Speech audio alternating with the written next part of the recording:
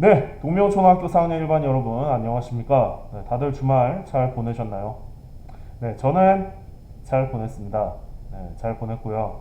자, 이제 이번 시간부터는 네, 사회 2단원 필요한 것의 생산과 교환 단원을 정리하는 시간을 갖도록 하겠습니다. 자, 그러면 다 같이 화면을 보도록 합시다. 자, 2차시입니다. 자, 선택의 문제가 일어나는 까닭에 대해서 알아보는 시간을 갖도록 하겠습니다. 이 내용은 사회교과서 54쪽에서 56쪽에 해당이 됩니다. 자, 그러면 이제 형광펜도 필요하겠죠. 자, 선택의 문제 무엇일까요? 그렇죠.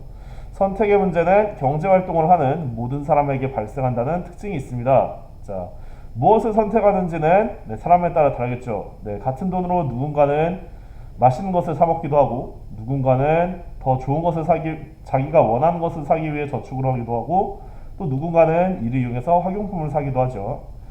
자, 이런 선택의 문제가 일어나는 이유는 사람이 쓸 수 있는 돈은 그리고 자원은 한정되어 있습니다. 무한하지 않아요. 그렇기 때문에 원하는 것을 우리가 모두 가질 수는 없습니다. 우리가 하고 싶은 대로 다 하고 살 수는 없어요. 네. 자, 이렇게 사람들이 많은 것을 원합니다. 많은 것을 원하지만 그것을 모두 가질 수 없는 상태를 가리켜서 우리는 희소성이라고 합니다. 자, 원하는 마음은 많으나 그것을 모두 가질 수 없는 상태를 우리는 희소성이라고 하죠. 자, 이제 다음 차시로 넘어가면요. 자, 이 내용을 토대로 세 번째 차시에서는 현명한 선택이 필요한 까닭을 알아보게 됩니다. 사회교과서는 57쪽에서 59쪽이고요. 자, 우리는 현명한 선택이 왜 필요할까요? 네, 돈과 자원을 절약함으로써 우리가 만족감을 얻을 수 있기 때문에 우리는 자원을 현명하게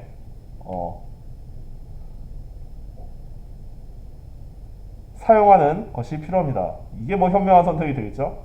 자, 그러면 우리가 현명한 선택을 하기 위해서는 먼저 여러 가지 상황을 신중하게 생각을 해야 합니다.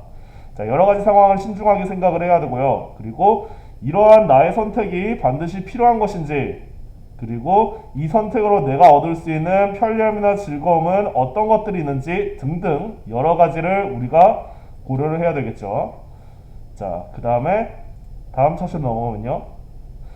자, 우리가 이렇게 현명한 선택을 하는 방법을 알고 우리가 선택을 해보는 차시입니다. 자, 이 차시는 사회 교과서 60에서 62쪽에 해당이 되고요. 자, 현명한 선택을 하는 방법은 간단합니다. 자, 물건의 가격 얼마인지, 모양 어떻게 생겼는지, 특징 어떤 특징을 가지고 있는지 이렇게 다양한 정보를 분석하고 비교한다면 우리가 현명한 선택을 할 수 있습니다. 자, 그리고 두 번째로 여러 다양한 의견들을 평가를 해서 순위를 매겨서 결정을 하면 우리가 조금은 더 현명한 선택을 할 수 있을 거고요.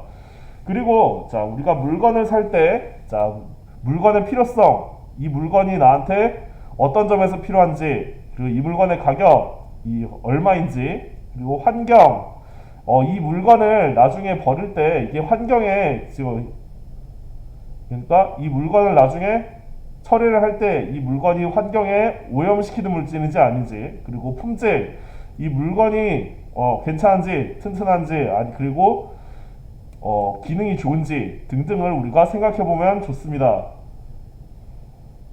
자, 그러면 이제 다음으로 또 넘어가면요. 자, 그리고 우리가 5차시와 6차시에 걸쳐 생산과 소비의 모습을 살펴보는 시간을 갖게 됩니다. 자, 이것은 사회 63쪽에서 67쪽까지 해당되는 내용이고요. 자, 먼저 생산과 소비에 대해 알아보겠습니다. 자, 생산. 자, 생활에 필요한 물건을 만들거나 생활을 편리하고 즐겁게 해주는 활동을 가리켜 우리는 생산이라고 합니다. 자, 빵을 만들고 그리고 미용사가 머리를 손질하는 등의 활동이 생산에 해당이 되겠죠. 자, 그리고 소비는 생산한 물건을 사거나 서비스를 이용하는 활동을 가리켜서 우리는 소비라고 합니다. 자, 만들어진 빵을 사 먹고 그리고 미용실에서 머리를 손질받는 활동들이 다 소비에 해당이 되겠죠. 자, 이 생산활동에는 세 가지 종류가 있습니다. 먼저 첫째로 생활에 필요한 것을 자연에서 얻는 생산활동이 있습니다. 이렇게 자연에서 얻는 생산활동에는 벼농사 짓기, 물고기 잡기, 버섯 따기 등이 있겠죠. 자, 그리고 두 번째로 생활에 필요한 것을 만드는 생산활동이 있습니다. 자, 이 생활에 필요한 것을 만드는 생산활동에는 자동차 만들기, 그리고 건물 짓기, 그리고 과자 만들기 등이 있습니다. 예, 선생님의 아버지께서도 지금은 정년퇴임을 하셨지만 자동차를 만드는 곳에서 일을 하셨어요. 자동차를 만드는 곳에서 일을 하셨고, 지금은 이제 정년퇴임을 하셔서 집에서 시간을 보내고 계시지만, 이 자동차 만들기라는 단어를 보니까 선생님의 아버님이 떠오르네요. 그렇습니다. 자, 그리고 세 번째는 생활을 편리하고 즐겁게 해주는 생산활동이 있습니다. 자, 이런 생산활동에는 공연하기, 환자 진료하기, 그리고 물건 팔기 등등이 있겠죠. 이렇게 우리 주변에는 다양한 생산활동, 그리고 자연에서 얻는 생산활동, 그리고 만드는 생산활동, 그리고 생활을 편리하고 즐겁게 해주는 생산활동, 이렇게 세 가지 종류의 생산활동이 있습니다. 자, 이러한 생산활동은, 이제 이러한 생산활동을 통해 하나의 물건이 거치게 되는데요. 자, 먼저 물건의 재료를 직접 재배하거나 구합니다. 자, 물건의 재료를 직접 재배하거나 구하고요. 그리고 이렇게 구한 재료를 활용을 해서 공장에서 물건을 만듭니다. 자, 이렇게 공장에서 만들어진 물건을 우리는 운반을 하거나 판매를 하게 됩니다. 자, 그러면 이제 다음 차시로 넘어가도록 하겠습니다.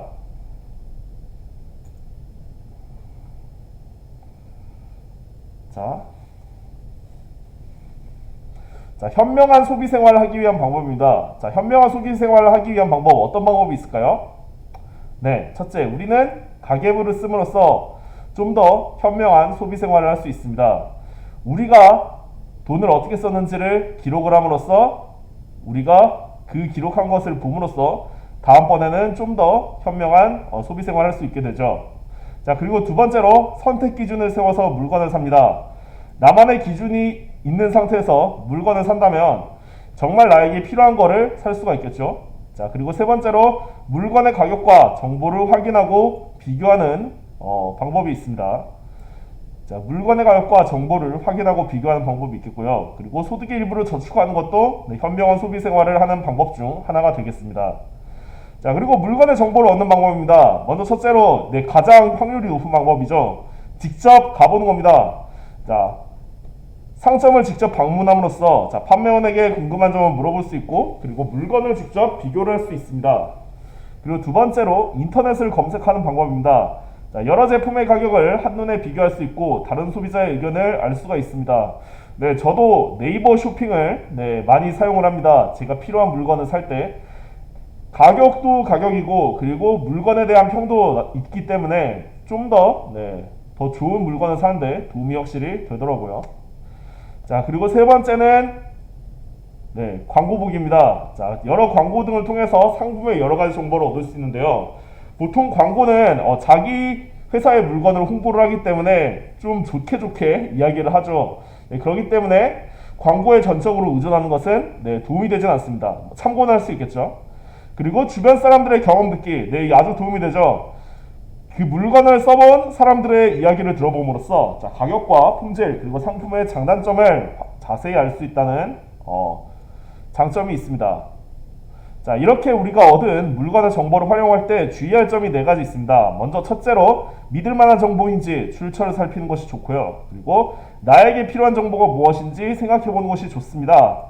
그리고 과장된 정보가 아닌지 살펴보고요. 그리고 틀린 정보가 아닌지 살펴본다면 우리가 물건의 정보를 활용할 때 좀 더 잘 활용할 수 있게 됩니다. 자, 이제 다음 차시에서는 우리가 우리 주변에 있는 상품이 어디서 왔는지 조사해보는 시간을 갖게 될 텐데요. 조사해 본 경험을 떠올려보는 시간을 갖게 될 텐데요. 여기서부터는 우리가 다음 시간에 하도록 하겠습니다. 자, 이제 오늘의 사회 수업을 마쳤는데요. 다음 국어 수업 때도 보도록 합시다. 다들 수고 많으셨습니다.